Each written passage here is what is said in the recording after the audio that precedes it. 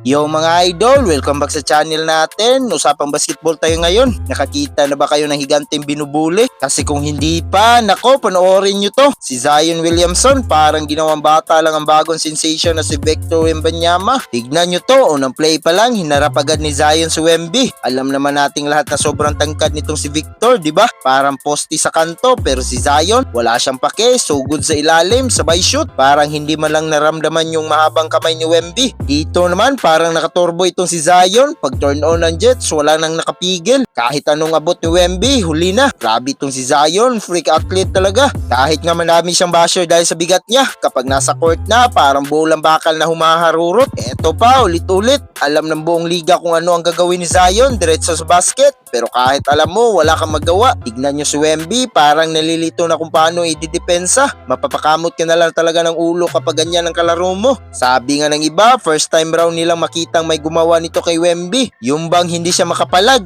Zion is just too strong, too fast, at masyadong malakas sa momentum. Bully mode on. Kayo mga idol, nus tingin nyo? Kaya bang tapatan ni Wemby ang lakas ni Zion sa susunod nilang pagharap? O sadyang kryptonite na ni Wemby itong si Zion? Comment nyo naman sa baba. Huwag kalimutan mag-like, share at mag-subscribe para laging updated sa mga usapang basketball. Kita-kits sa susunod. Peace out!